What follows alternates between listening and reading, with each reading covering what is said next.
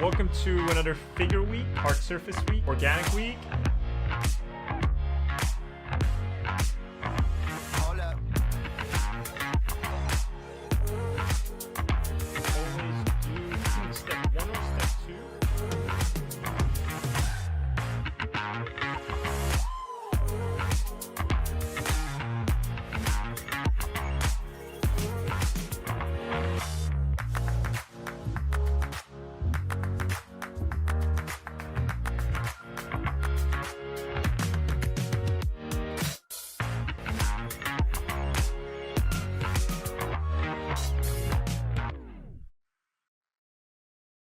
Hey everyone, my name is Ahmed Al-Douri. I'm a concept artist and former instructor at Art Center College of Design, Brainstorm, CCS, CGMA, and various other places. And I would like to introduce to you this digital painting course that I've created. But before we get into anything, I just want to thank you for the support you've all given me this whole time. And with the support of so many of you, I've been able to put together everything I know about painting into this digital painting course. You want to become a pro illustrator, concept artist, or even just a hobbyist, but you don't have a clear map to get there. And that's where I come in. I spent the last 6 months compiling everything I know from my 20 years of art practice, and I've turned it all into a map. Starting with foundations such as rendering shapes, color theory, painting basic subjects, understanding brushwork, brush economy, all that fun stuff, deconstructing the skull, drawing it from every angle, all the way to master studies, stylized painting, and you'll find yourself at the end of the course doing a concept art project based on everything that we learn in the first 14 lessons. So how does it work? Well, you sign up, you watch the lectures, do the assignments, post them to the community page if you want, and treat it as a self-study, except for those of you who have signed up for the weekly meeting, where I personally critique your work in a virtual classroom setting. I believe learning by repetition is super important. That's what I've sort of presented a lot in this course, and the assignments are tailored for that, as adapted from my time teaching at Art Center. And each of these lessons have step-by-step explanations in real time.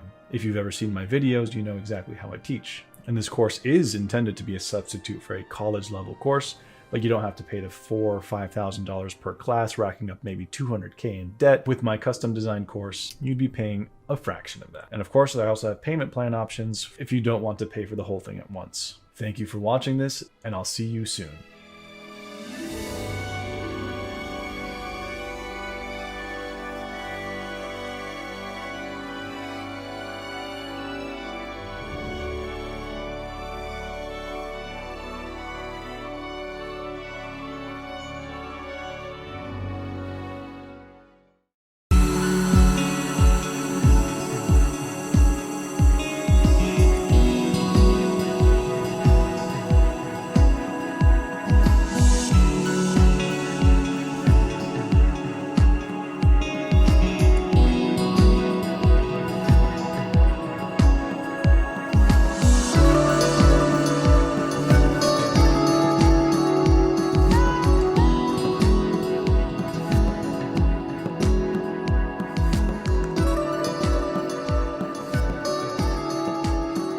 Hey guys, and welcome back to another episode of Digital Artcast.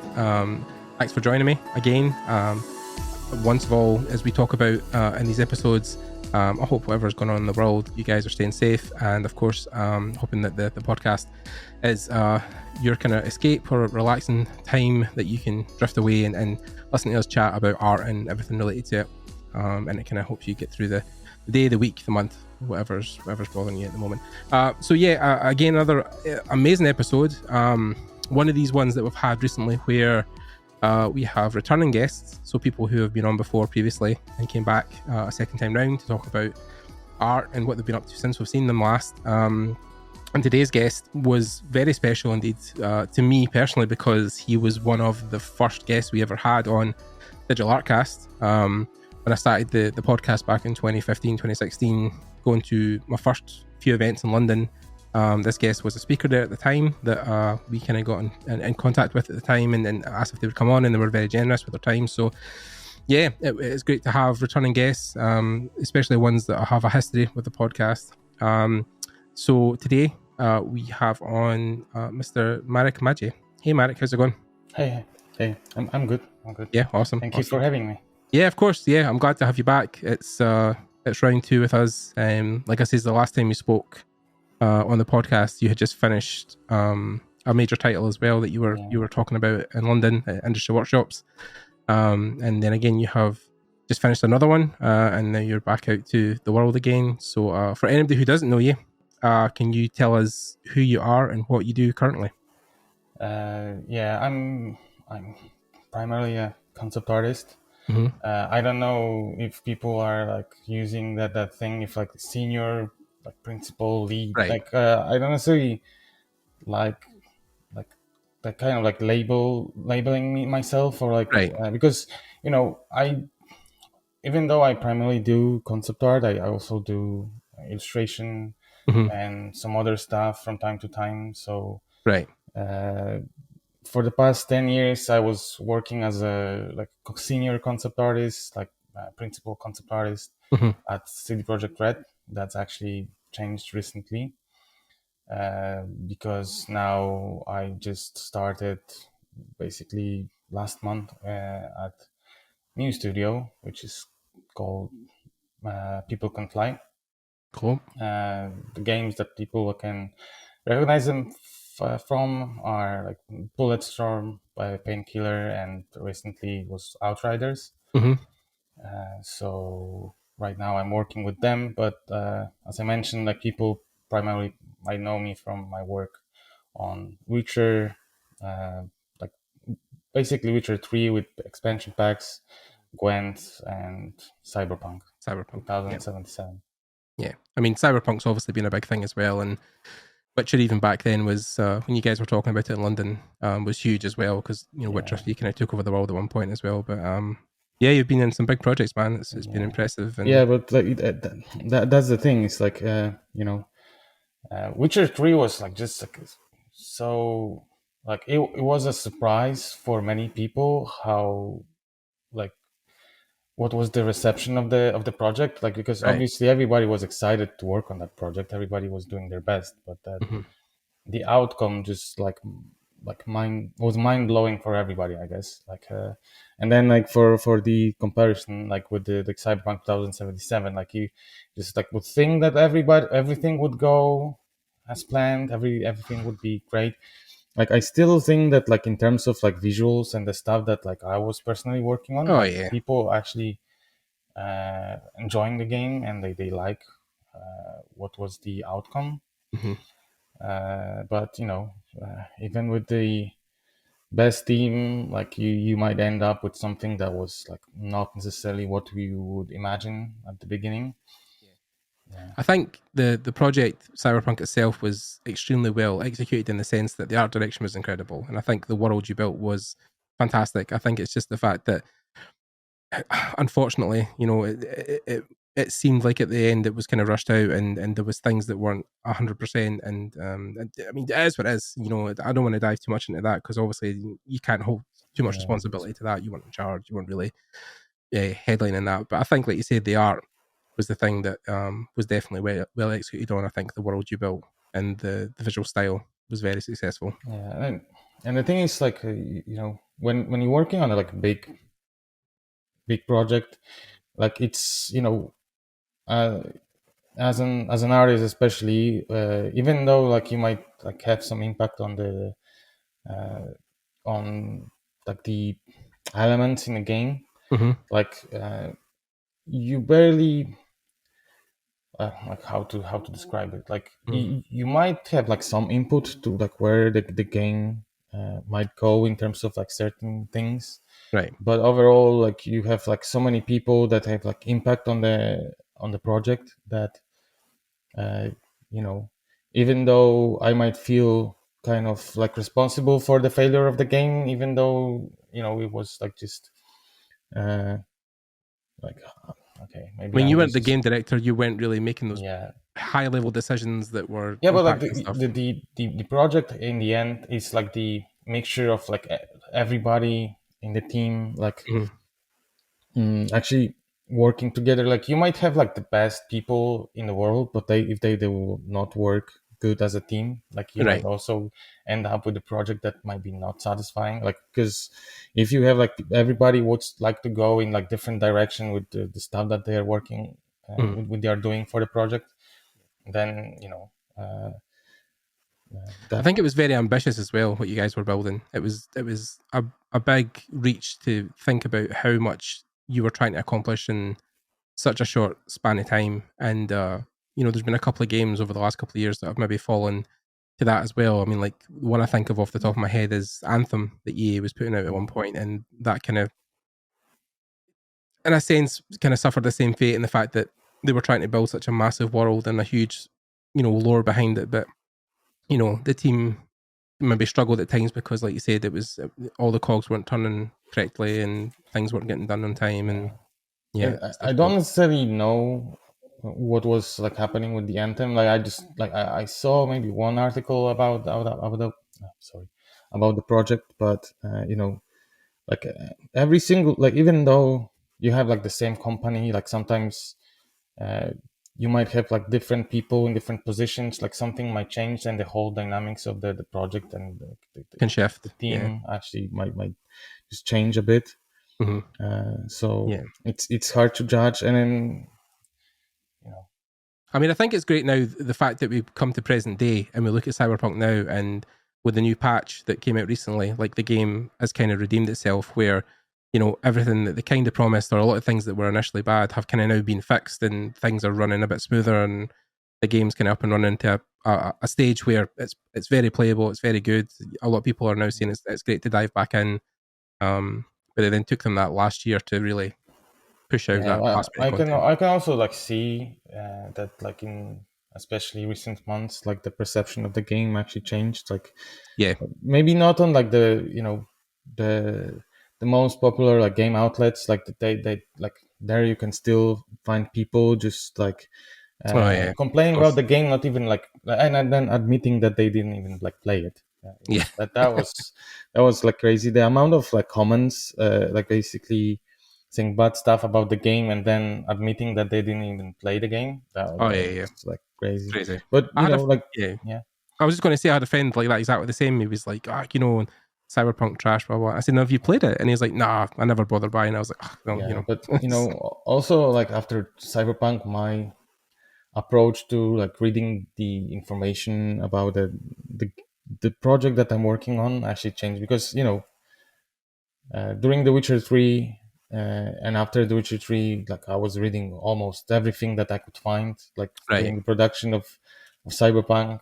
That was the same thing, but after the release there was like so much stuff that was just straightforward like negative, and then I was even checking the Google Analytics, and then it was just like, if you wanted to have like some views on YouTube, you just posting like some video about like Cyberpunk, like complaining about it, and then like people were like, and I know that actually it's kind of like a reading or watching like negative stuff is like so in some way like addictive. Like, like you watch one thing and then for some reason you just like reaching for another one and then another one, and it's like and then with that stuff, like, I reached like this point when I was like, okay, that's enough, and then I like kind of shut the internet learn off. how to not care that much. Like, don't get me wrong, I still, if somebody has like some constructive criticism, I will read it, and I will try, if like that's something around my field, like I will try to apply it or share it with, that's something from the gameplay side. I will talk with people that are from the gameplay, and then like talking what was the reception and then what people like think.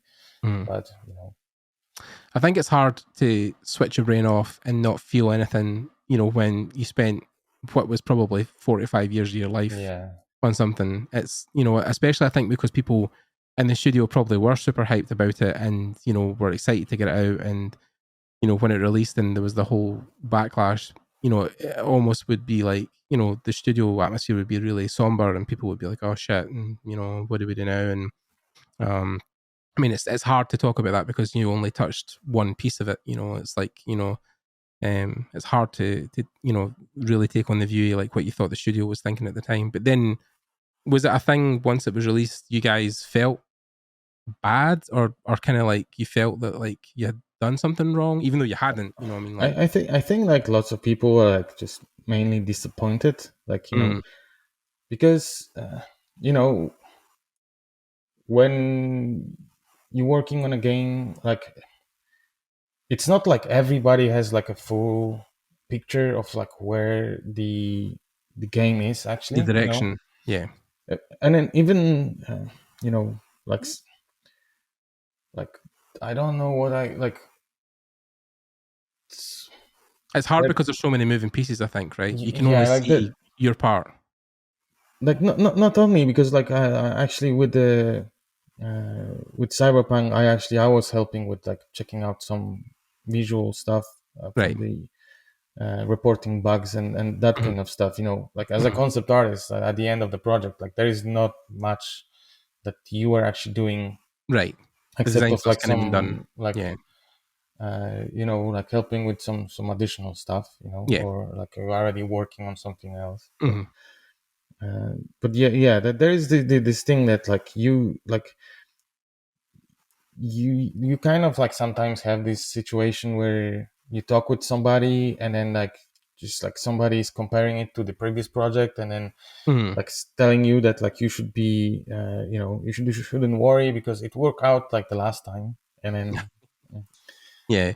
Doesn't really always work like that. Yeah, it's. I mean, that was the thing with Anthem we were just talking about, and I know from what I've read, I don't know anybody personally at the studio, but I mean, I know two people, but again, I've not talked to them in depth about what happened. But from what I saw, article wise, the idea was that they thought they would just push it out as it was done and then patch it as it went. But then, of course, because it was so broken at the start, they never really redeemed it. And then what didn't help was that the studio then pulled back resources. So they took people off the project and they kept taking people off the project until there was only like, it went from like 150 people to like 20, and then there was nothing left to basically hold the game up. So I think people sometimes get a bit over reaching and thinking that they can build this thing. And I think they only had like 2.5 years to build it as well.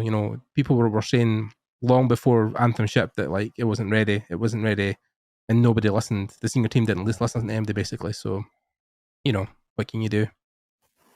So yeah, it's unfortunate. That's the thing. It's like I'm not a businessman. Like even though like after all these years in the industry, like I learned my stuff around like money and that kind of stuff. But yeah. like having like company or like the studio that size, like that must be a big responsibility. Like on one side, like it's easy to judge like the decisions and stuff, but then when you also need to think about like BioWare is like owned by EA, so EA is like a big corporation that like it's a kind of like another situation. But like imagine like being like independent studio and then you need to be like you need to worry about, or like maybe you don't have to, but like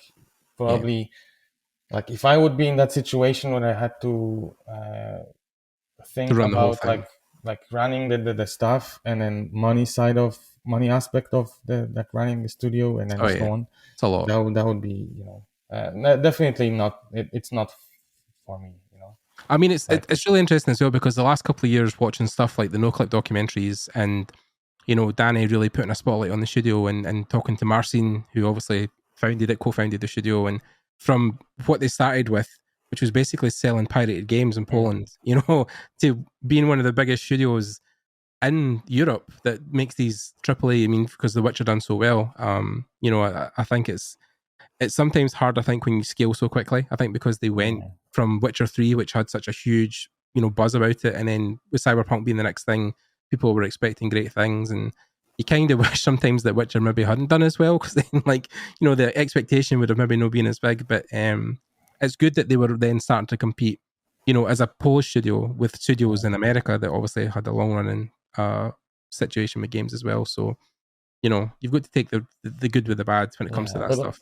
But also, like, I guess, like in this situation, I think like thinking about, like failures that like probably you need to go through to actually learn your lessons. And Mm. like I don't say that like CD Projekt as a company didn't have like its own failures and then lessons that like they learn from, but sometimes you need to have like the right one in the right moment, and A then bit of like humility. Yeah. yeah, and maybe like Cyberpunk, that's gonna be that lesson. I don't know, like that's the thing. Like there is like stuff that probably I shouldn't discuss, but also Mm. like there are like some things that like I kind of I have like my personal like an emotional attachment to the studio, because I spent like 10 years at the A long studio. time. Yeah. Long So time. like for me, even though like I don't work there anymore, it's like I still feel like you know like that studio actually gave me a lot. And also like because Mm. I don't know if I would be in like place in life, and like in Oh, terms of of like course. my career Yeah. without working at the studio. Like obviously I gave back my time to the studio, and what I was able to provide. I learned a lot from the people that were that and are still working in the studio. I So mean, say what you want about what happened with the end result, but everybody still knows what an incredible studio CD Projekt Red is. Even the fact that they have so many other things going on apart from just their games. Like even with GOG and stuff like that, and the DMRA free stuff that they put out. I mean, like they do a lot of things amazingly. It's and Witcher, of course, was so well received, and the free DLC and the whole fact that they've done that as no additional cost to the players. Like they've done a lot of good the last yeah. couple of years. I mean, I think it's hard when you see such an amazing entity like CD Projekt Red go through that bad time, and then that is kind of what the only thing people think about it, right? Is the bad thing, whereas for the last 10 years they've been an incredible studio. I mean, But like at the end of the day, it's not the studio that is making the game. mhm. The like people that are like working for the studio are making the game. So Yes, if 100%. you have like a couple of changes Mhm. in like middle management, even sometimes like Yeah, of it can actually change a lot when it comes course. to like the maybe not the feeling of the game, but like some of the stuff that like Mhm. you will end up with in the game. Yeah, yeah. Anyway, to move on for that, because I think we've said our Yeah. piece and all we really can about that. But yeah, so concept artists. So obviously, like you said, when we first met, you were at industry workshops and you were talking about Witcher at the time. And it's a job that you've now done, of course, for the last 5 years since we last talked.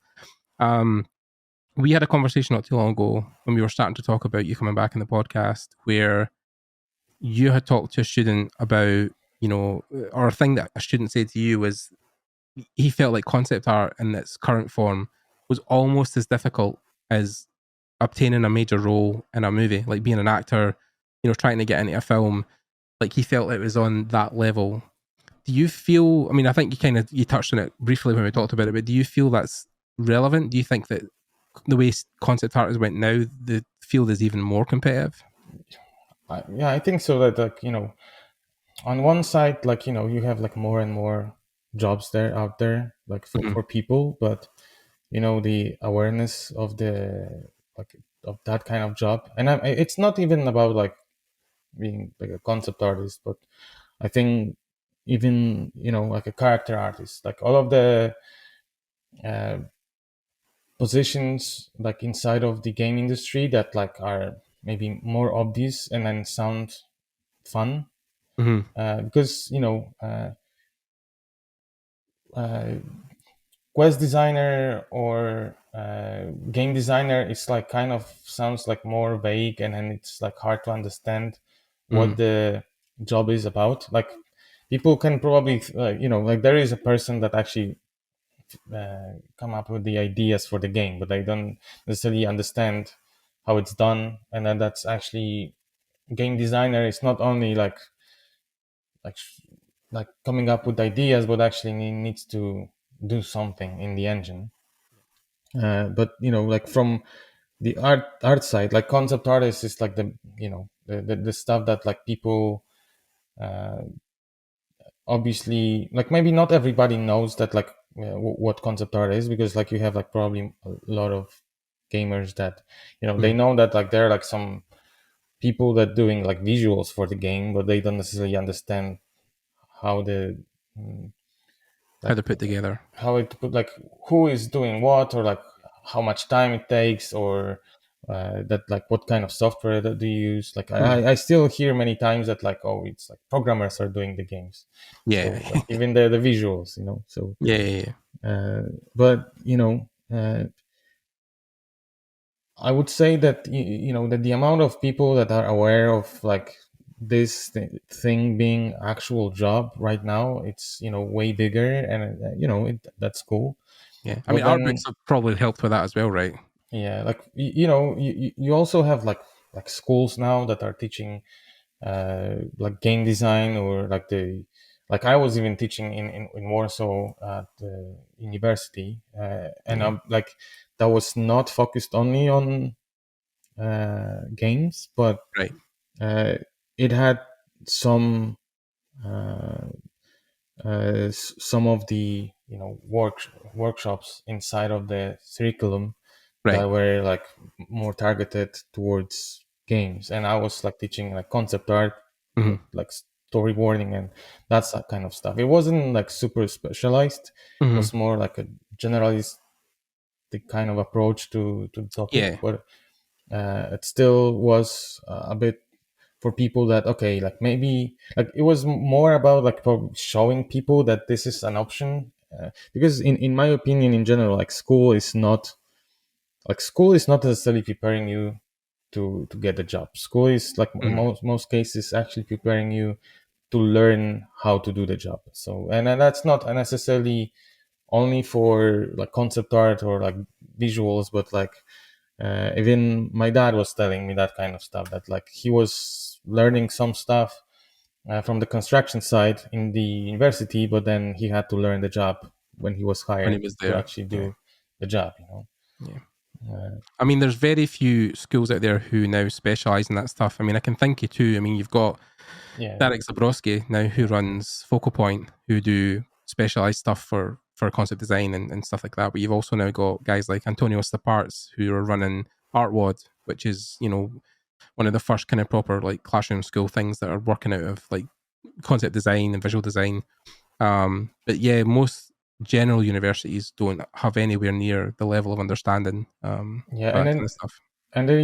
like a good side of the online learning is that like you can pick the like people that will teach you, and that's like a huge advantage. Like okay, sometimes maybe it's hard to find professionals that are actually willing to teach, because like even from my perspective, I started teaching just to it started with me from teaching at the school in Mm. front of people, and it was mostly about me fighting my kind of like going out of my safe zone, Yeah. and like getting more comfortable like talking in front of people, and also help myself to learn some of the stuff, because like I would say that like actually teaching is one of the best way to learn yourself, because Oh like yeah.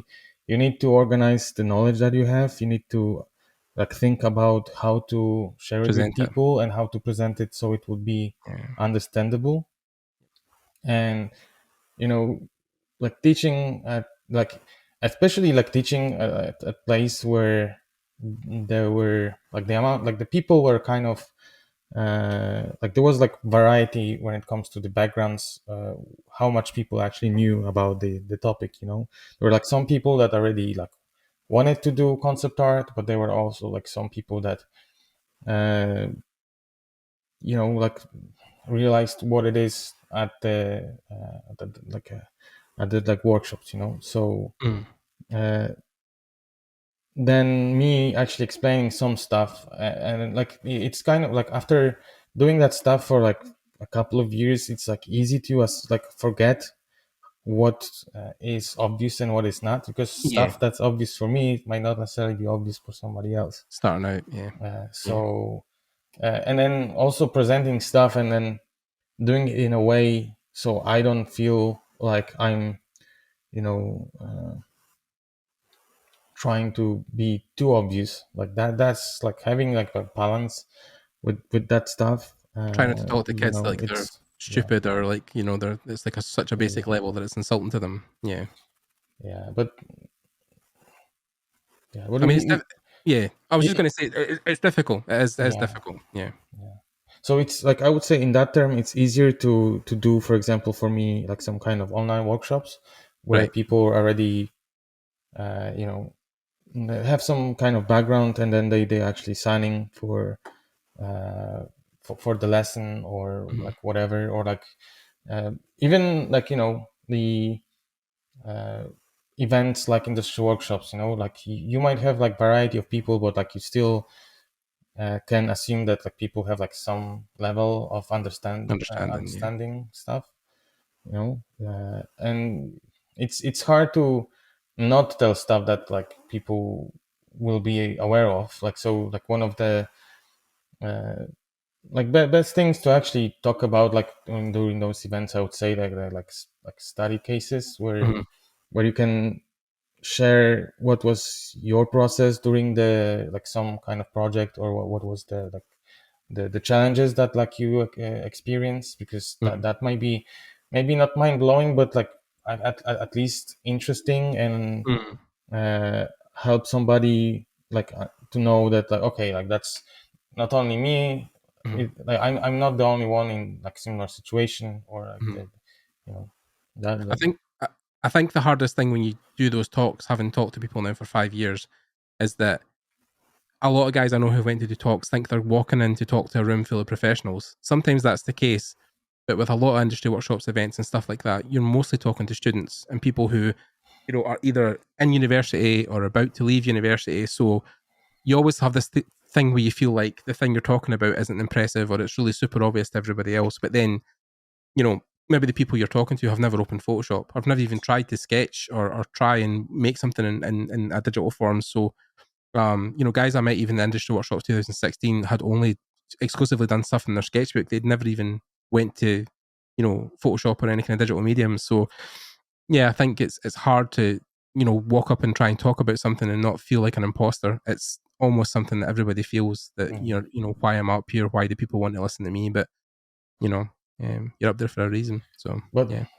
like with teaching also, like there is this thing that like at least for me, like when I was learning stuff, sometimes you read something that like seems kind of like that you understand what's happening, but then the application uh, while doing the project, that's something else. Mhm. So like with certain topics, like I had to spend a couple of years actually understanding some other stuff along the way to Mhm. actually understand how the stuff actually applies to what I'm doing. Like and it's uh, and I guess like it's easy to go into this kind of loop of uh, like how consuming the education, like watching tutorials Right. and buying workshops, but not actually doing stuff. It's like it's So it's common. I have folders and folders full of stuff that I've never opened, and I feel bad for it. even me, like I'm buying way more stuff that I can actually go through. Yeah. But also I need to say that like for me, I also sometimes buy videos, not necessarily for what is thought in the video, but also Mhm. like to check out how that person is teaching, and like that style of teaching, Right. and how they're explaining stuff, because uh, at least for me, this like teaching part of my like what I'm doing now, it's like something that like gives me a lot of satisfaction, and Mhm. I want to be better at it, and I mean, it's hard, I think, especially when you look at those teaching methods and think that people have got it down. But I've always said that, like, there's a lot of great artists, but artists don't always make great teachers. It's a hard thing to have. Again, I've talked about Antonio a lot in this podcast, but I think he has a very unique skill set where he is a good concept artist, but also a good teacher, and manages to marry the two so that people can understand how he does things. And I think it's just a lot of practice, because very early on in his career, once he had kind of learned his trade, he was teaching very early and has done it now for many years. And it was the same with guys like, James Douglas, modern day James, when he was doing stuff again on YouTube, the videos he was making to teach people was to help him reiterate in his brain what he just learned, so he would be better. So I think if it's one of these things that you've not had to focus on very early, it can be troublesome. And also the fact that, like, I think because you've been very studio heavy based for so many years, your focus has always been just on the job and not really the teaching part. So it's a lot to ask. Like definitely, like teaching, like needs you need to have like patience, like and then like specific kind of patience, like where you're trying to explain something and then that person like maybe doesn't get it, like, and you need to try to figure out some other ways to explain it. And then like obviously studio situation, even if like you are at the position where you need to give feedback to people, like it's completely different case, because that person already got a job, got it because like had at least like this An understanding like of what they're understanding, and then their skills were enough for the job, at least from the on the like that what's like people along the recruitment process like thought.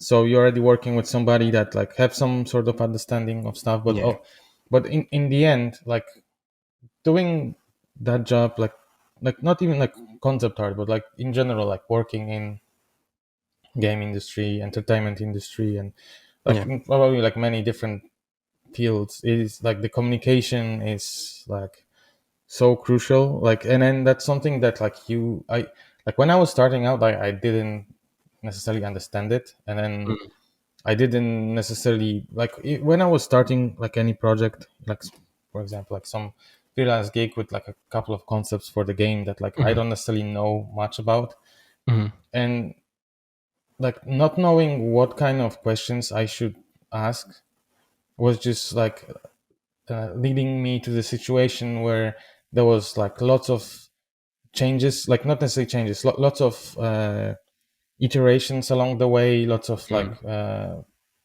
ping pong kind of like back and forth, messages back and forth, just to get to the point where I could at the beginning kind of narrow down the options while just asking proper questions. And then that, in my opinion, like having the ability of like understanding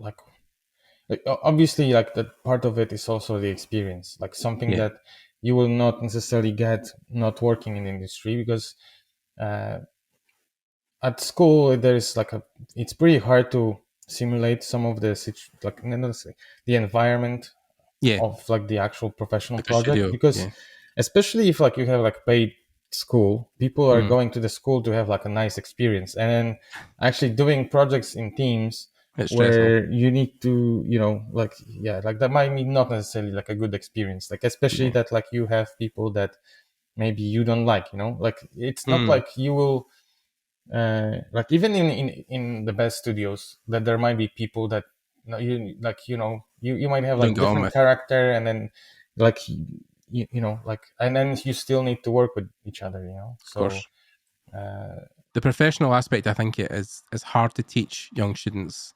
Like even, I mean, Alex Heath told me way back in our stream he done ages ago, was the fact that he said that the biggest thing he didn't really know that how to explain it to people, especially when they were young, was that how you should, on every project you do, you should always do it 100%. Like even if the project is terrible, or like, it's something that you're getting taken on for work and you're not really too super excited about it, but your work's kind of always attached to that thing forever. So you always want to make sure whatever you're doing it to 100%. And that's kind of the professional aspect of it, right? Is that you've always got to try and give your best, even though if you feel like the project isn't great or the people you're working with, you don't really like them, but you still have to do a job. You're still a professional.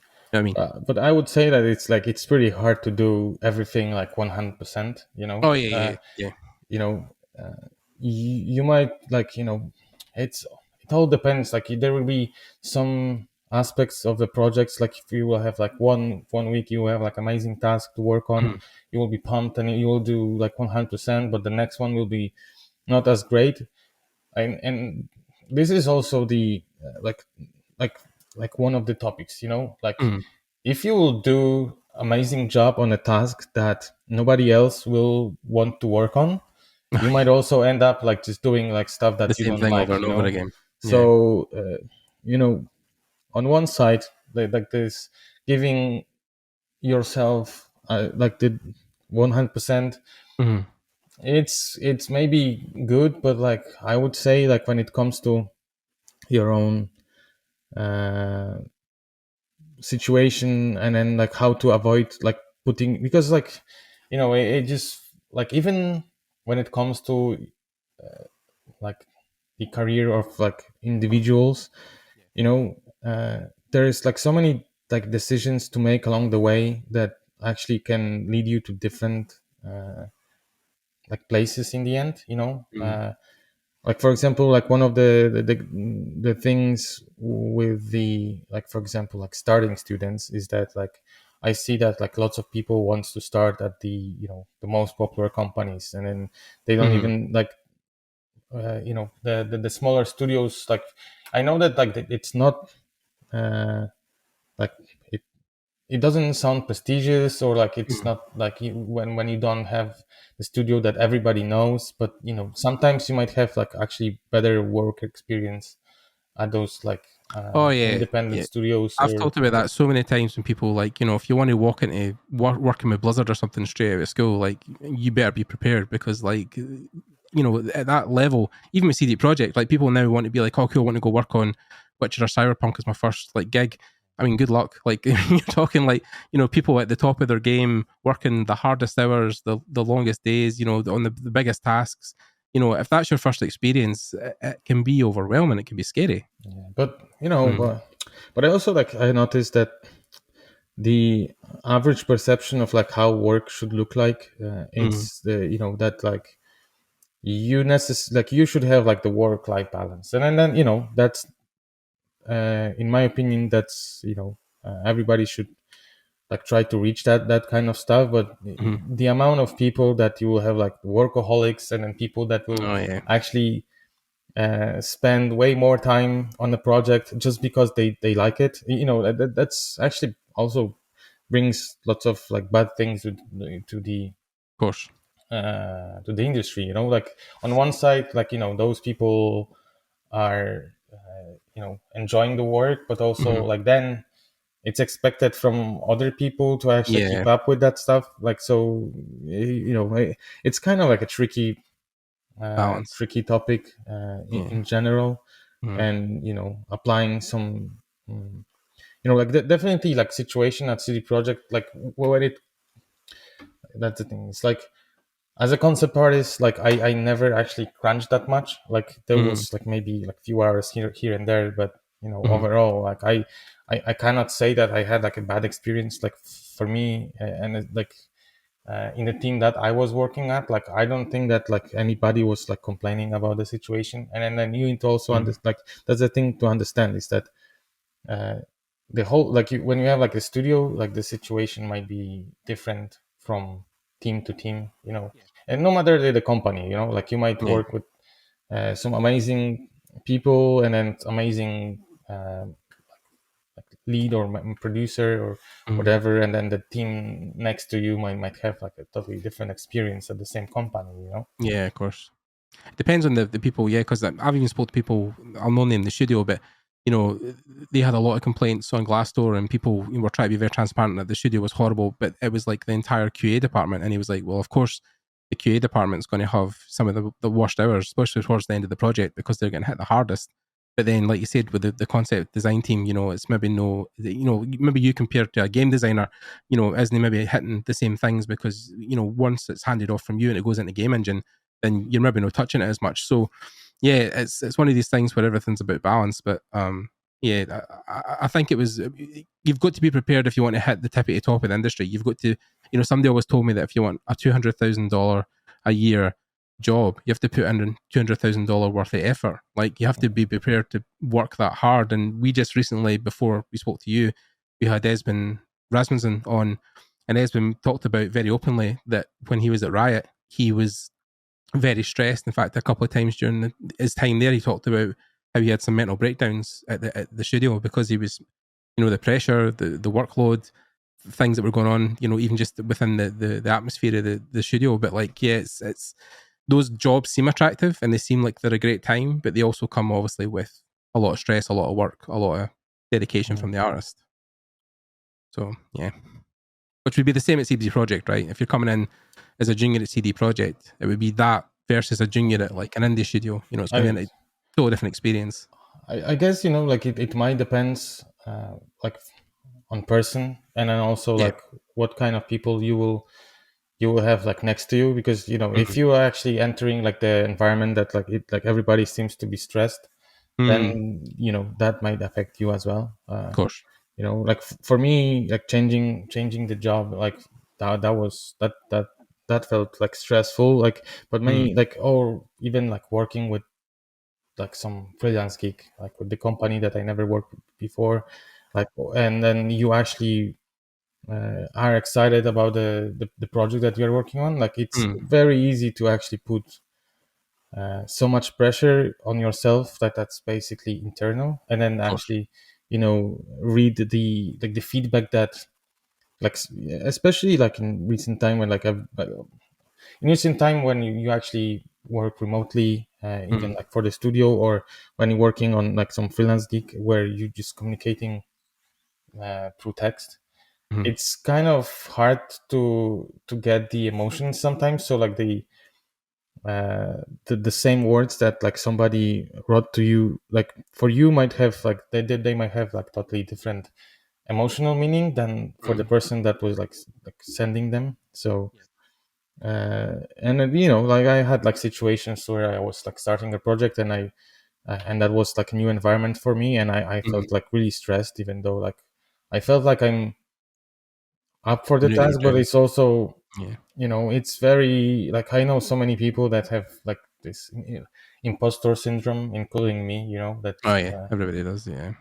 even though like you work in the industry for like so many years, like you still feel like you don't know what you're doing, or like I mean, it's difficult as well, even people, I think, when they see it on themselves, but then when they talk to people like you and you're like, oh yeah, I get imposter syndrome, they're like, really? Like you, like somebody who's been at CD Projekt for a decade, and I think at every level everybody feels it, because I think also it's because no matter how hard you work or how high you get in the industry, there's always going to be somebody above you. There's always going to be somebody better or doing something different or making better pictures, or but then comparison is the thief of joy, right? So like comparing yourself to other people constantly is what makes you worse in the industry. Like your mental health will suffer. Like even some people I know who are just starting out, I tell them like, don't even go near ArtStation. Like really honestly, like maybe go once to have a quick look and maybe get an idea, but try not to go in every day and just constantly just make yourself feel worse, because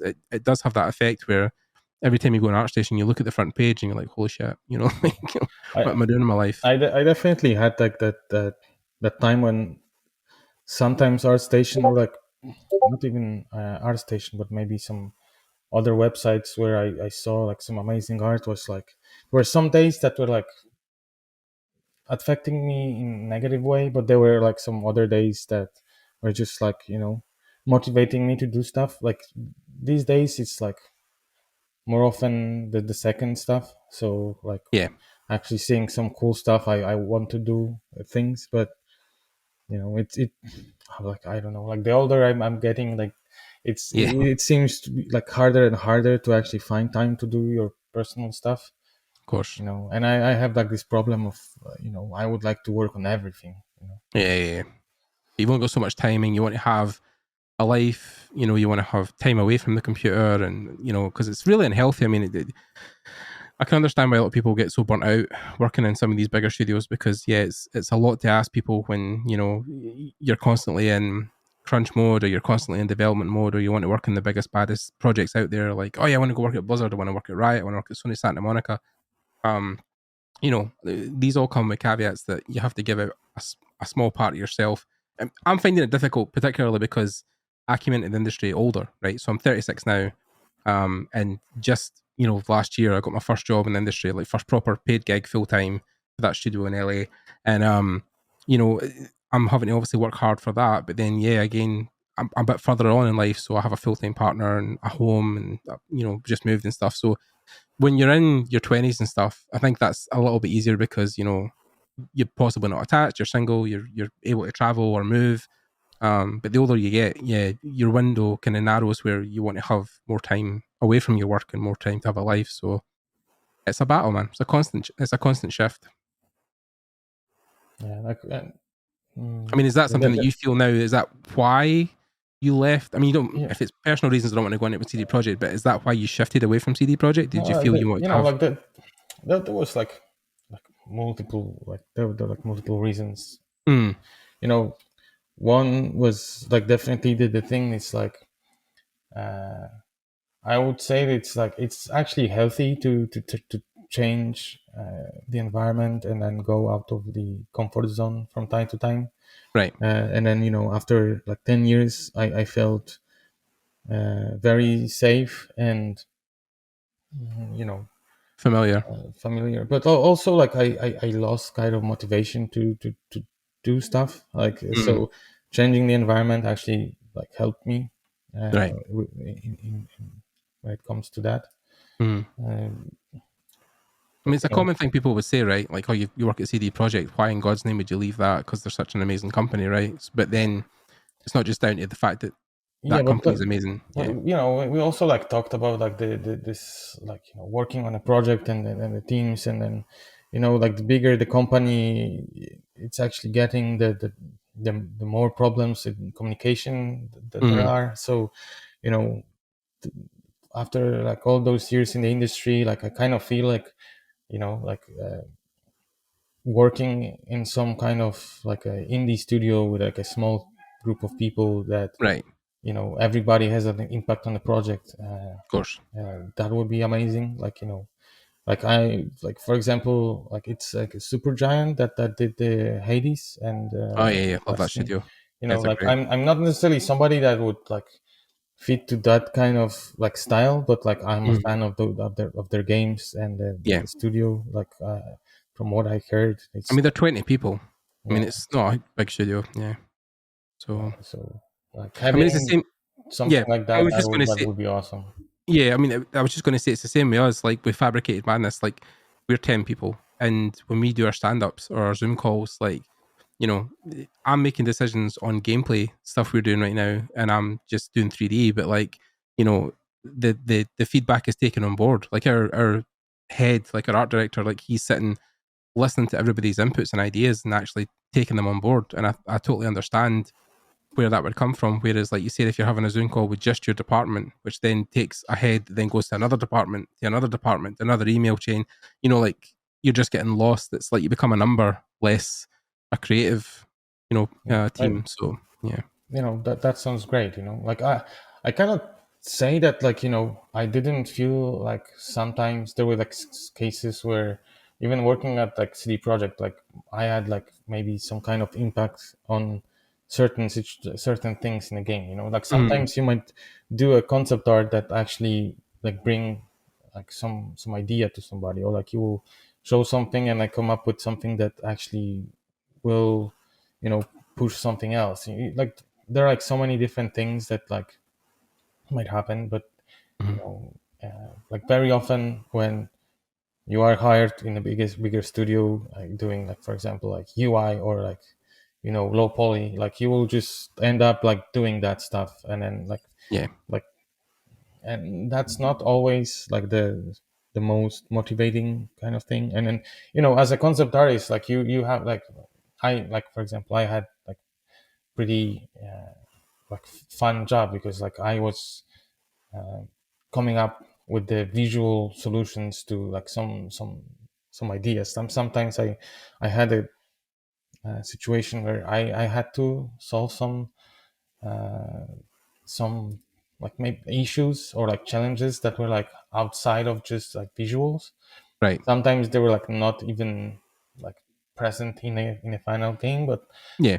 for some reason we had to like solve some of that stuff, even for ourselves to make better visual designs, for example. Like so. There's that. I mean, was that kind of? I mean, just maybe touching on before we go, when you were working on Cyberpunk, was that a thing that you felt was difficult moving from, such high fantasy to basically futuristic sci-fi, robotics? I Was that? like Yeah. I didn't perceive it as like hard. Like it was definitely exciting, and then Mm, maybe I had my struggles, but I was excited, and I actually wanted to work on that kind of stuff, even though mm, it maybe didn't go that great from the start, because like mm, I was not even aware how little of like sci-fi stuff I did before, like when it comes to characters. Like I did some, but never to the level of like what I was doing like for The Witcher. And then you think that you are like capable of like doing some stuff, but then when you actually starting working on that stuff, then you realize that, oh, maybe I'm actually not as good at this as you I thought? thought. So Yeah. I had my time of like learning stuff during the like Cyberpunk, but Hmm. definitely for me was something like exciting and something that was motivating me. Yeah. I mean, like personally, like one of my favorite characters in the game is Dexter Deshaw, and I know you done a lot of concepts for him as well. And yeah, some of the designs and choices you made on guys like that, like I think were But incredible and really like was. that's another like thing that I need to um, mm, mention here, that Mm, actually like the idea for your character, like I did the final concept for the character, but mm, the idea for the character actually came up from the concept that was like the uh, mood board, like key art for like right. a scene Yep. that like one of the guys from the studio, John Hmm. Liu, worked on. Okay. And then he is actually an example of a guy that he finished Fengzu school, and then Okay. straight from the school he was hired at CD Projekt. Oh wow. Yeah, Yeah. As like a junior, like was he coming in as like a kind of yeah. like I level like. one or I don't remember like what kind of position he held. If he was like a junior or like a mid level, right? but because that was actually like long time ago. Yeah. But I mean, Things School is also incredible. Like anybody who has the opportunity to go there, yeah. I mean, it's like people who go to like Brainstorm now in California, like the guys who teach there, and the students they have basically fall straight into studios because same with Nomon, like Nomon, another great school there, but it's because you're getting taught by professionals who are also working in the industry. So that's the difference, is that if you're getting that caliber of teacher, then of course you're going to come out and work, in some big studios and yeah, Feng's studio is definitely an exception, but then it's also very expensive to go yeah, and learn at his school. It's, I think I was also loving the fact that, like, Derek, again, as we talked about earlier, his school is, I think, very affordable. And then even better, I mean, Antonio's ArtWads program that's online, it's like €15 a month to learn from him. Like, it's so much more accessible. But yeah, it's incredible the caliber of people that are now in the industry, and it's scary now because you see how kids advance so quickly. It almost makes you worried about how quickly you're going to start to feel inferior or like obsolete. Do you ever kind of get that as well? I don't know. Like I don't necessarily like think much about that stuff. Like Mm, the thing is, when it comes to the industry, like the way industry looks now, and then the way it looked like 10 years ago, it's mm, like different. Like obviously there is like more people, but like also stuff that people are using for like concept art is like changing constantly, and from just being like primarily like like when I was starting, it was like mainly Photoshop. Like before, like people are also like using like traditional media, like pen and pencil, and yeah. like that kind of Actually stuff. sketching stuff out. Yeah, and then like these days, like maybe in certain cases where you actually like I'm using sometimes like pen and my sketchbook to figure out some stuff quickly, because like it just feels more Natural. like natural to do it this way. Yeah. But in the end, like most of my work is like digital. And then from just using like digital painting, and then like photo bashing actually got like more popular. Like when I was starting like actually doing anything with photos, people were like calling you a cheater, even though like people in the industry already were using that because Using that it, yeah, was speeding up the process. of course. Obviously, it's the way you're using those photos, it's also there is like a right and wrong way of using them. Yep. These days like 3D actually changed a lot. Blender. Yeah. Blender, but also like doing the like Cyberpunk, like my workflow actually changed a lot, and I use way more ZBrush these days. Oh, cool.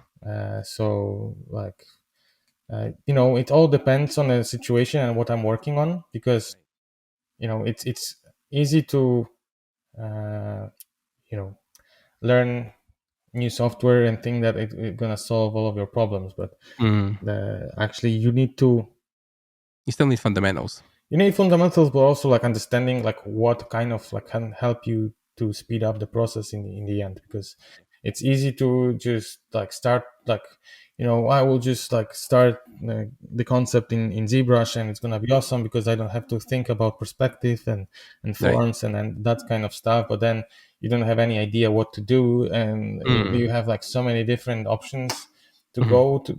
So and like 3D, like, and especially like ZBrush or like using like that kind of stuff for concepting is very efficient in certain situations, and it's not at all like when you want to do like some fashion design character, like making like fabrics, clothing in ZBrush, it's Right. always gonna look kind of like clay. So Off. like Yeah. you either need to overpaint it, and then when you are actually like skilled in drawing, like you're gonna do the designs like much faster with drawing. Yeah.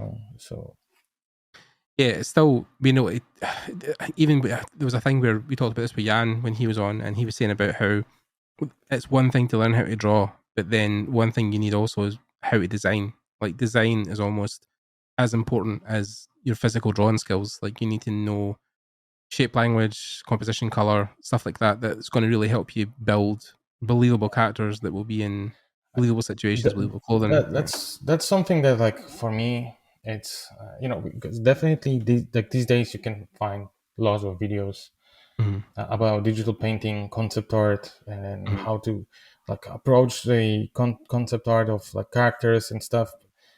But there is not much about actual design when Mm, it comes to like when you think about like digital painting kind of videos and then design, like obviously you have like Scott Roberts and stuff, but and then he's sharing his approach and then his techniques, but it's really hard to actually find stuff that explaining fundamentals regarding this kind. Like you can find like videos about fundamentals of design, right. but like very often when you have videos about like doing concept art of characters, Mhm, it's just about like there are certain rules sometimes, but there is like they are not necessarily explained very well. Like for example, like how you can apply Fibonacci spiral to character design, like how you would distribute the details, and how you would distribute the proportions of the character, and then the elements on the character, so it would feel appealing and also tell some kind of story. mhm. And there like like maybe like there's how to tell it, like there is like lots to explain when it comes Mhm. to how the character look cool, Even like when you look at the like traditional like costumes or like historical costumes, like there is like lots of detail in those, but they are actually distributed in very like specific way, and then like you can apply the golden rules, and then start, like I can see like golden rule and then Fibonacci spiral being explained very often when it comes to environment design, but like not that often when it comes to character design. Even though you can also apply those, and then like character also have their own characters. They have their own composition as well. So I mean, character design itself is a whole other subject outside of, like, say, the environment stuff. I mean, the one person I would say that's kind of leading that right now is TB Choi. I don't know if you know Choi at all, but she is out of Korea and was an anatomy teacher back there, but now is working for like Riot and stuff in LA. But her ability to design not only just humans to draw them, but to design characters, like expressions, personalities, the way they dress, the way their clothes are, as a whole thing also. But like, yeah, it's like I said, there's not so much information about it. And even when I was speaking to Scott recently, because he's done obviously how to draw and how to render books, and now he's working on how to design. He said that's why that book is taking so long, because he wants to not only get it right, but it's one thing that people have asked for over and over again, is how to design things, and it's such a dense subject. like when it comes to character design, like for example animation, like huge part of it is also like selling the character of that like creature or like person, and then I would say that even in games where you have like realistic style, it's not only about like costume design, like successful character design is still about the character. You might not have this like stylized stuff that actually helping to build the character of that person, but you can even with the visuals of the character, you can sell who that person is. And then especially for me, that's like actually pretty interesting part, where there are like some things that are like missing in the story, or like stuff that I can add to the story of the character with my visual stuff, So I mean, it's something I think people miss so much, and it's something even when we talked about Dexter earlier, is that like it'd be simple things like the glasses he wears are like some of the most expensive glasses, and you can tell from the frame or like the way his arm is, and the fact the whole thing is gold, right? And it has maybe certain motors or things in the arm that are more high level than anybody else's implants or augmented pieces, and that's the stuff that sells that particular character, is that all those tiny wee things, his glasses, his arms, his chains, it all adds up to the overall look of the person. And it's something that you don't learn when you're just drawing heads and feet and arms, right? You don't learn about, those tiny wee details, when you're doing that stuff. Like for me, it's like when I'm teaching, like and then talking about like my approach to like designing characters, is that like, okay, where you can search the information about the character design, like learn read about, like for example, like fashion rules, like you can learn a lot when it comes to like you want to show like a person that actually knows how to wear and what to wear to actually look nice, and that's like it's rich, and so you probably should apply some of those rules to make this character feel believable, and and then like for example, like that thing with the matching the color of the belt and shoes, like not necessarily exactly the same material and so on, but I know what you mean. you have like the same, like slightly different tone but the same color, the same for I don't know how people wear cufflinks on certain arms, or like they maybe only wear something on one side, or like or like how to match the patterns not to feel cheap. Like if you would have like like a jacket and the shirt, and then they would have like the same pattern, that would not necessarily overwhelming, reach, so yeah, it's like you said, it's the extra detail that I think, especially when you get to AAA, like people expect. I mean, when we talk about world building, I mean, Rockstar have always been one of the biggest and best at what they do, and I think it's like all the tiny wee details in their character that shine through, even in their world. Like even something simple as like the latest Red Dead, when you go into some of the stores, you actually browse the products by opening a physical book that looks like an old book, and you flick through the pages. It's simple wee things like that add to the immersion of the world. And it's the same with Cyberpunk. Every street corner, every vendor, everything that like is tiny wee things that are planted throughout the world, and especially on the characters, it just makes a difference. One aspect of actually working on character design for games is that understanding what's actually possible, or like maybe not possible, but what's going to be easier to execute from the technical aspects of the design. Because like there are like some games that they're not necessarily wants to be the like top notch, like in terms of visuals, and then sacrificing some other stuff. Like, so for example, like I love Dark Souls, I love Bloodborne, Elden Ring, and so on. Yep. But then you can see that they don't necessarily sacrificing certain design choices for the costumes. Like, for example, the cape, they don't care if it's actually penetrating the model or not, And then in other games, that would be like, you would look at the game like The Order 1885 or like 1866. Yeah. So I didn't remember that like that's the part of like like having numbers in a title. When you but but the design of that, the character design, that was incredible. Like, and then like visually that game was stunning, But like I can tell that probably they were like so many limitations to what they could do. So like some of the elements wouldn't actually clip through other stuff, because like that was a PS4 game even back then. We had like lots of those things when like those topics, like when we worked on like The Witcher 3 or Cyberpunk, we had to like think about like what's possible, what's not. Sometimes that like sticking to those rules too much and then not trying to come up with like some solutions to that, like it's like like if you are too safe, you might end up with like same looking kind of designs all the time. But even I had like to I was designing, for example, like the armor for Geralt. That was like one of the Witcher armors, and then I designed this like long kind of dress, like the bear stuff, the bear armor. And and then the guys from the responsible for cloud simulation, like coming and like, guys, we need to actually do something with that, because this will be just like stretching all the time, and we don't want that.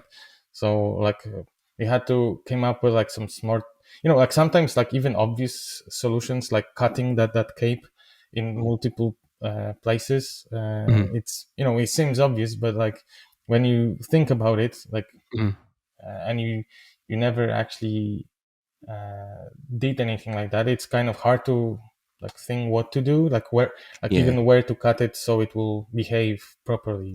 Like it's funny how one of the biggest mods for Witcher is the cloak mod, so Geralt can have a cloak and a hood. And people are always like, I can't believe they never put this in originally. But then you're like, yeah, that's probably because it was a fucking nightmare to code.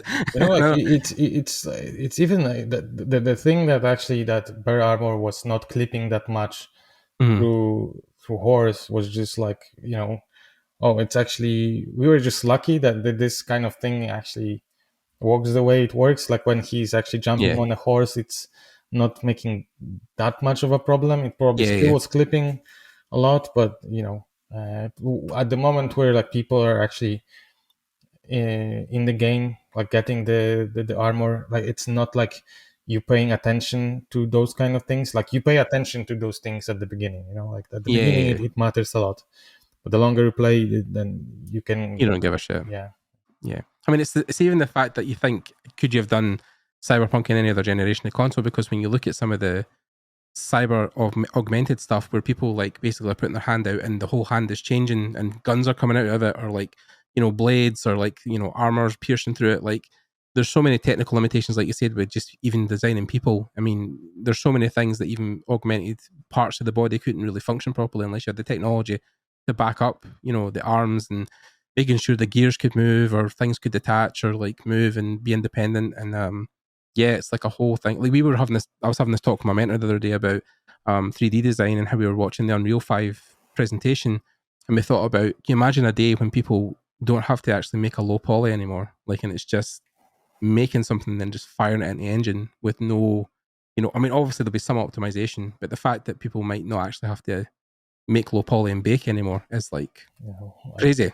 But that's the thing. It's like I'm not necessarily like a technical person, but I already know that like the nanite stuff, it's not the solution for everything. You don't have like the animation on that. You don't have like simulation. It's like just static mesh that it can have like lots of resolution, but you will not do everything with that. Yeah. So.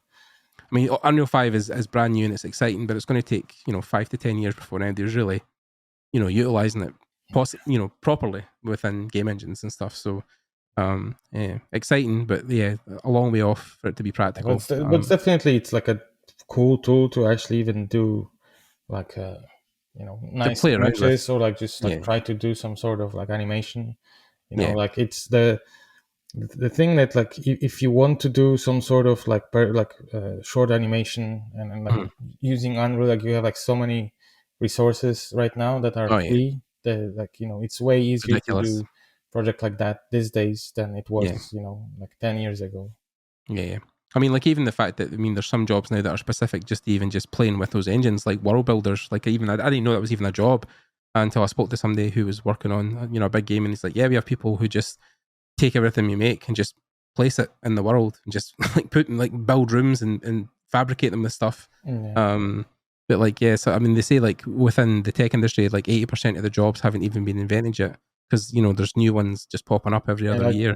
Or like for example, like I don't necessarily remember how it's called, but then when you have like this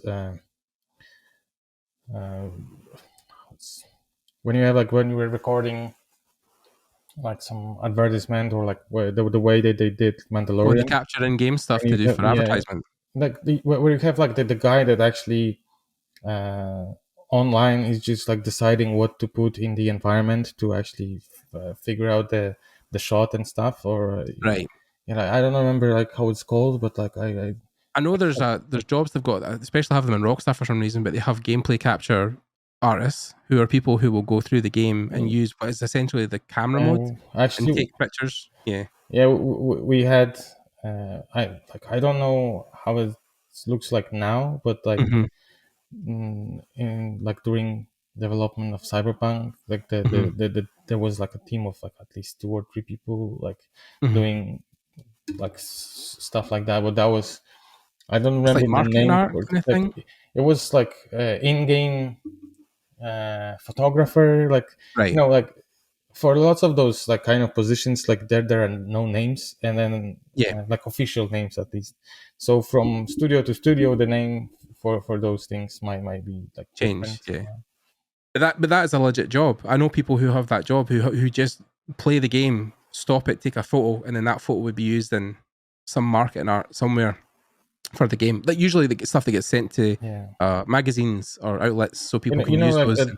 That's like one of the issues that like even when the game looks amazing, where it moves, when you have like everything animated, it's sometimes really hard to like make a picture that actually captures that, like what's happening in a game.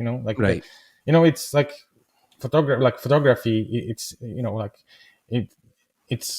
it's easy to do, but also like hard, like what it's called. I think it's easy to pick up, but it's hard to master. Like the thing is like taking like a camera and making a picture is easy, but then making a picture that actually sells you some kind of feeling and then like captures some storytelling and then storytelling. Emotion. That's another thing. I think it's even the same when people like have a thing where they build environments through concept, and people will say, oh, you can draw the building, great, fantastic, but where's the storytelling? And people used to think like, why would you need storytelling in a concept piece of art? But you'd be surprised how much an image changes when it actually tells a narrative, when it actually conveys something, But that's also like a different thing. Like when you actually when you're working on a game, on a project like that, there are like certain situations where you actually doing those concepts that like supposed to tell a story, and then actually share some kind of like mood and show it to people, so everybody would be on the same page what we are working on. But then Yeah. you have also like production concept art, like of an environment where Mm. that storytelling, it's not necessarily the most important part, like where you actually, it's mostly about the design of the object rather than the overall like What it story. And does. so because like the story is probably already like figured out, or Mhm. everybody like supposed to know what they're working on, and you're just like Yeah. focusing on one element at the time. And that's the thing, is like, especially when you're learning stuff, like just like looking at the like keyframe from a movie, and then like Mm.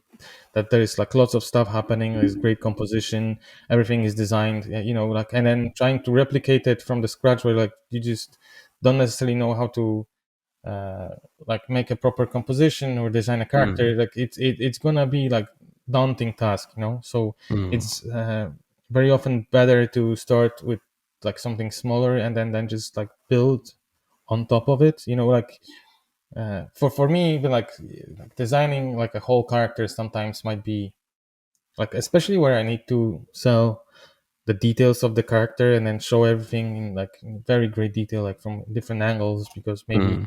it's gonna be sent to outsource to make. Mhm. It's like, it's also daunting task sometimes. So like starting with like even like a shoe design, like looking at the shoe and designing the shoe itself, like kind of even that like might be hard task to do like Yeah. properly, but it's easier than just tackling everything. It all depends, because like sometimes when you work with like a talented character artist that can design themselves, and then they don't Mm. have to have like every single detail on the concept, that might be also amazing, because like in many cases, like the best thing that you will see, it's just the outcome of the teamwork, and then like Yeah. input of like multiple people.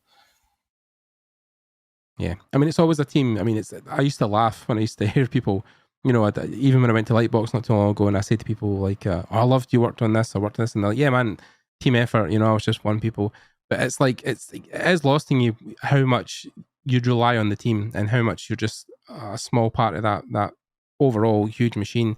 And yeah, working with the people you worked in at CD Projekt, I can imagine, people would look to you and say, "Oh, Marek's, a great artist, he's incredible," and but then you'd say, "Oh well, yeah," but then the person sits next to me, or art director, or the person like who's my junior, who's really coming up quite quickly, and they're amazing. And um, it's crazy how you think, how was this thing ever built? When you look around the room, you see all these incredible people. It's easy Mm. because you have such talent. And like in many studios, you have people that you never heard about, and then they have like, they are crazy talented, like Oh yeah, they have like no art station, no YouTube, nothing yeah, at all. Yeah. like even like, or even like they might have like ArtStation profile, but like Mm. if they like started their profile like in recent years, it's like way harder uh, to actually get that followers, and then Yeah. those numbers, like Yeah.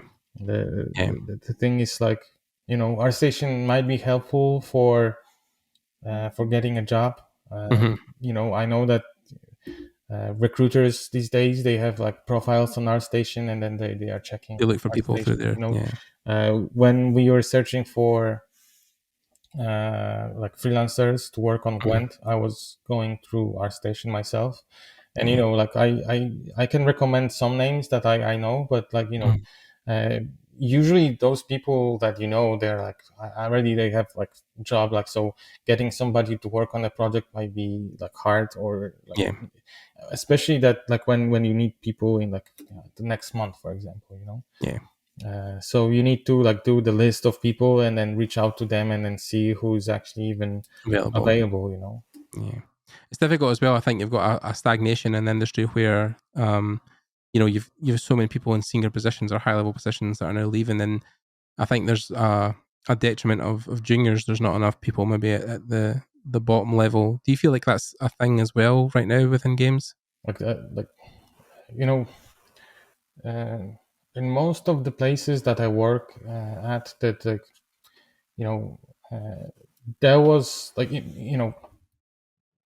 when I worked, like, okay, like regarding like CD Projekt, like like for the most part, it was like the amount of people that you had, like you have like a juniors, Mhm. mid-level, and then seniors.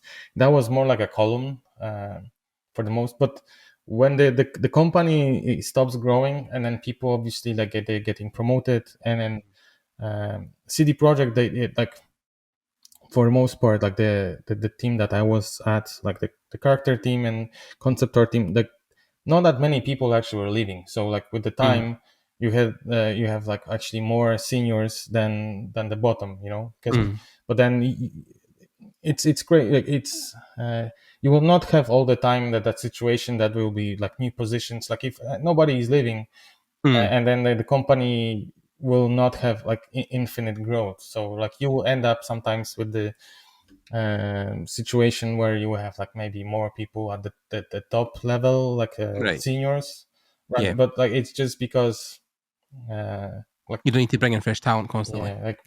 but until there will be like some sort of rotation, like people will leave maybe, Yeah. or but like I never actually worked in a situation where there were like only seniors, like obviously Right. at CD Projekt there was like, especially in recent years, there was more seniors than juniors, but but still there was like some people actually coming in, like when I was working on the expansion packs for The Witcher, I actually had the team, like I was working as like a coordinator, like it's like it's not lead position, but like you still kind of help managing people, and Right. I was like dividing tasks, and then like was the first kind of person to give some sort of feedback, like, and it was like a small team with like 3 girls that actually one was already experienced, and then 2 that joined to help with some other stuff at the end of the project, but then they stayed they were helping with some 2D stuff, like inventory, illustrations, and that kind of stuff. And then after the project, they stay to actually do concept art and Right. that kind of stuff. Yeah. I mean, I think it's one of these things that I think because now the industry's grown so much and because CD Projekt, even a studio like that, is so big, I think juniors will be more at, like you said, like you'll go to an indie studio or you'll go to a smaller studio or you'll do a freelance gig for a couple of people. But like people who probably come at the bigger studios now, like CD Projekt, you would come in as a senior mostly or a mid or something like that because, you'll cut your teeth somewhere else. You'll go and work at a small studio and learn your trade there. Then you'll go up and move towards a bigger studio or a bigger team. Like the thing is, like, where you are actually searching for a job and you have people at different level, with the seniors, it's actually, I would say, way like easier to get a job these days, because there is not as many people as like they are like the positions out there, Right. like and then with juniors, so there on the other hand, and then the internships, when we were like doing internship in Gwen team, there was like 2 spots and there was like 500 applicants, and then there was like maybe 20 people that were like having the skills, Right. but it's still too many people, like 10 people per spot, so Yeah, 20 is more than 2. yeah. You need to be also extremely lucky, and then have that kind of thing that will, like that Put you art above everybody director else. will like, or Yeah. whatever, to Yeah. It's difficult, I think, to find your voice now. And I think a hard thing I've found as well is that people try to imitate other artists too much. Like people look at your work and think, I need to be like Marek. But then you probably never tried to be like anybody else but yourself. And I think it's hard to tell people to basically draw their own version of things and make their voice very unique, because that's what draws people, art directors especially, to hiring you, right? I would say that it's like, okay, like it also depends on like what kind of stuff you are searching for in the industry, Yeah. because on one side you might want to be like production artist and then do exactly the type of work that the studio actually used to. So in this sense, it's actually good to look at the stuff of, like that the artist in the studio already producing, and then kind of look at your stuff and then kind of Compare it. compare it, and then so on. But like still, you will not be like you just being able to copy people from there, it's not necessarily an asset. Like if that studio needs somebody to join the team, like and then it's about just the amount of work, then okay, you might get the job, but like it's still being able to add something to the team will be like a huge asset, like some kind of like and it might be, sometimes people have like the experience in something else, and then they don't think that that can be useful in a field of concept art, Right. like I didn't necessarily finish like the university. I went to school for production engineering. Like Right. I don't even know how it's like.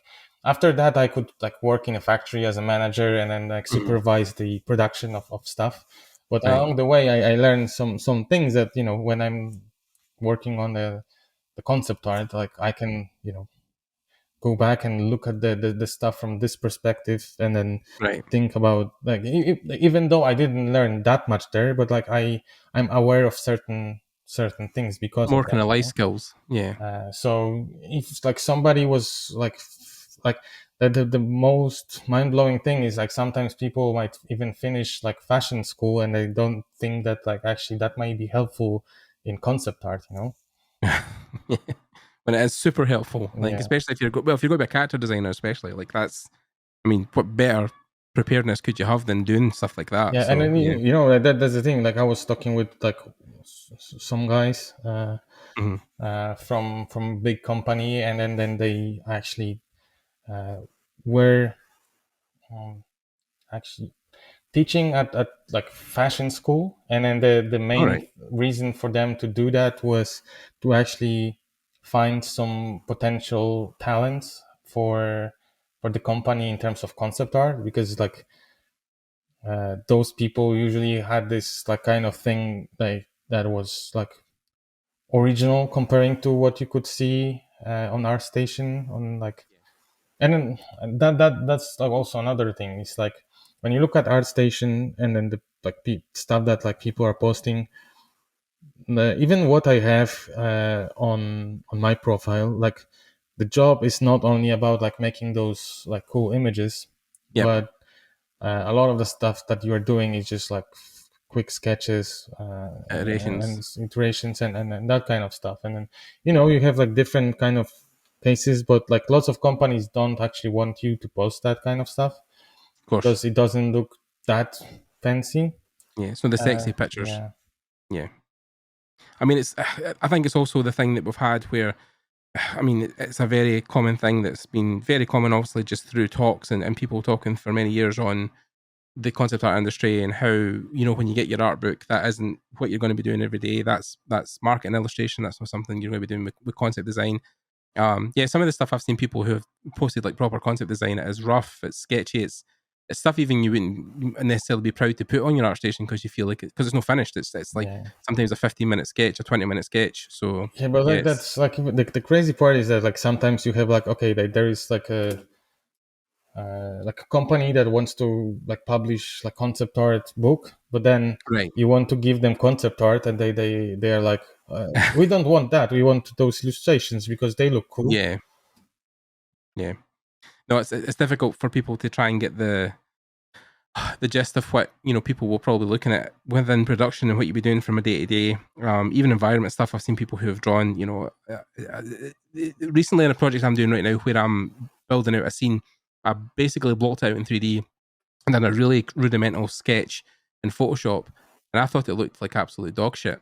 But the guy I was working with was like, honestly, you wouldn't believe the many people who have handed me stuff like that just to get an idea of like layout in a room or like set dressing. Like it doesn't have to be pretty as long as it can convey the Yeah, idea.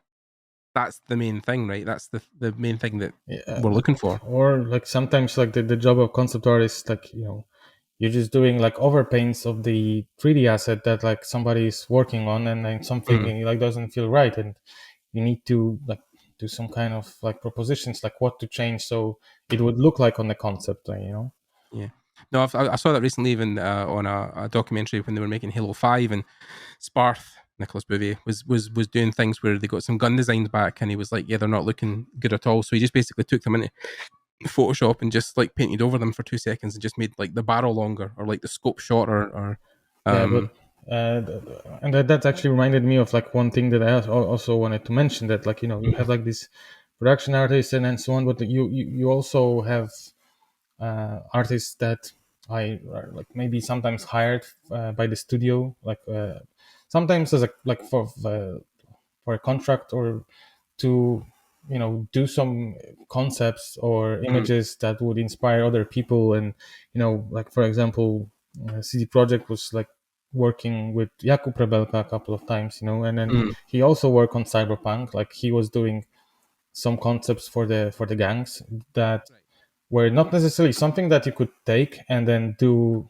models for the like realistic game, but right. you know, that was some kind of like starting point where we could take that and also work on the actual like production ready Asset. Yeah. as like not okay, like from that moment, from the inspirational concepts to the production concepts and assets, that was like a long way, but like it was already some sort of like material that like we could take and then work on, or like maybe look at it and then say, okay, maybe that's not necessarily something that we want to pursue, but like, you know, and in this case, you know, you will be mostly, for example, hired for what you are doing, you know, like, so in production sometimes it will be necessary for you to be able to work in different styles and adapt to what's done in the studio, but there is also like a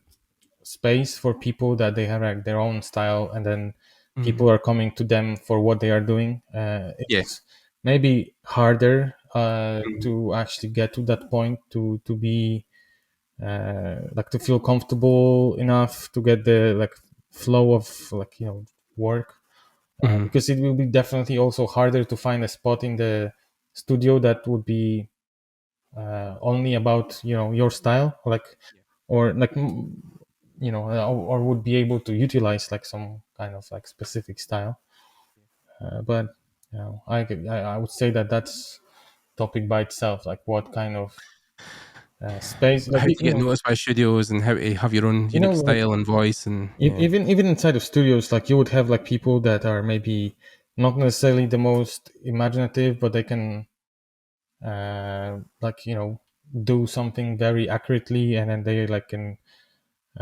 do stuff that will be, you know, very readable, but and then you have like people that can do some crazy ideas, but they are like not necessarily good with like making details, and like, Right. you know, like you have like all sorts of people sometimes, and the team, and what's the outcome of the stuff that's done.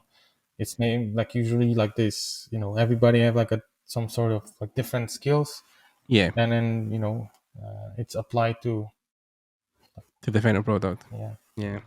It's funny actually. I was just going, just as we're kind of wrapping this up, but I was visiting today with my partner. We were in an old style country estate, and I was looking at some of the huge paintings they had that were like, you know, 20 feet long, and we found out from the girl who was talking about them that one of the paintings in particular, what the artist at the time didn't actually finish the whole painting. He only done certain pieces, and then even maybe sometimes maybe just do faces or like clothing, but he had students who would physically just do hands constantly on the painting because he found them really difficult. And I was like, that's hilarious, because not only is that something that we all struggle with today, is doing fucking hands, but also the fact that a whole team had to come together to make one painting. And I think, like you said, if you have a unique skill or something that you as an artist have and can do particularly well, it will always find a place. Although it might take longer if you're not maybe as well rounded, but yeah, I think having an individual voice is always important when it comes to being creative. Yeah, definitely. Okay, right. Well, I've taken up enough of your time, Marek. I'm not going to keep you all night. I'm sure you've got plenty to do. But thank you, Dziękuję, for coming on the podcast and taking your time. I hope you enjoyed it. Yeah, I enjoyed it. Like, it was nice to talk to you. Yeah, man. Oh, it's always good to catch up. Hopefully, at one point, we'll get back to going to events and we can meet again in person, because it seems weird the last couple of years. It's been a long time. I'm going to try.